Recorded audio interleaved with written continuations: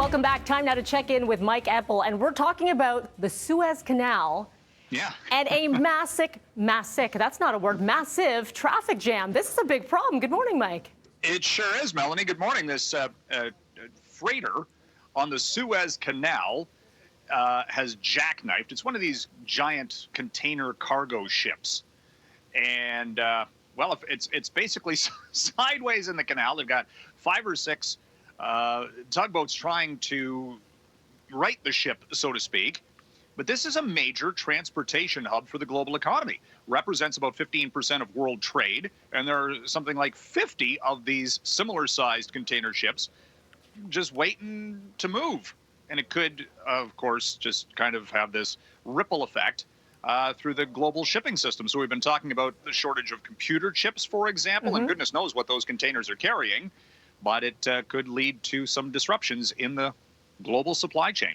My goodness. Okay, so we're going to continue to watch this. This is interesting. Air Canada looking to resume some of their sunny destination flights. When's the timeline on this? May 1st. Some international routes, some flights down to Mexico, the Caribbean that were put on hold, basically, just earlier this year when the federal government basically clamped down a little bit more on international travel. And Air Canada and WestJet both at the time said, okay, we'll put things on hiatus for a few months. And that is going to come to an end in May. We have seen, again, in the United States at least, travel resuming at huge levels. The daily passenger numbers there are very high at this point. And maybe Air Canada, look, you know, it was, what, 3 weeks ago that Unifor said that there was a deal to be announced with the federal government bailing out the airlines? And waiting.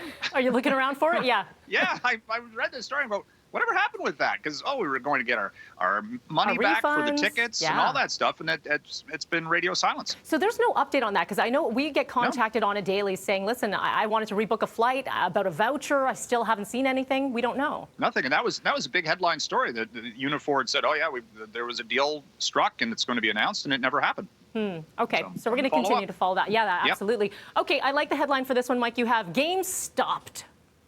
Dun, dun, dun, period. Stonk stink. Yep. Look, they put out their earnings yesterday, and people thought, oh, this is going to be the time they announce e-commerce and all these other things that they should have been in already. The earnings were mediocre. Their sales were down, didn't live up to estimates. And then the executives on the conference call didn't take any questions, didn't talk about e-commerce, didn't introduce any of the new members of the board of directors that were supposed to revitalize this company. So guess what? Stock's down as much as 16% in pre-market trading. Look out below.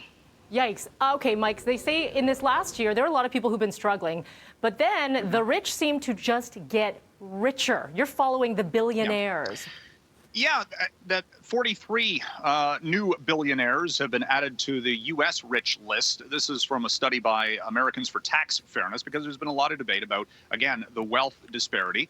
Should there be a wealth tax on the ultra-rich? It's a big debate in the States. And basically at the top of that list is, Jeff Bezos, who has seen his net worth go up exponentially over the past year. Elon Musk has gone from 25 billion up to, I think, 150 billion or thereabouts in a year at Tesla.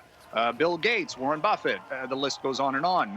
The founders of Google, all of these companies. The tech space has been obviously the biggest winner. A lot of companies have gone public, and those create billionaires in the share sales. So it's an interesting debate. Elon Musk, by the way, saying you can buy a Tesla now, confirming you can buy it with Bitcoin if you so choose. I do not choose, but yes, but if you so choose. If you want to. Okay. If you want to. Thanks, Mike. As always, appreciate your time. Talk to you tomorrow. See ya. Time now is 6:17. Coming up next, vaccinations for our most vulnerable, but some are sounding the alarm, saying older residents who physically cannot get to a clinic are being left behind. We'll bring you that story next.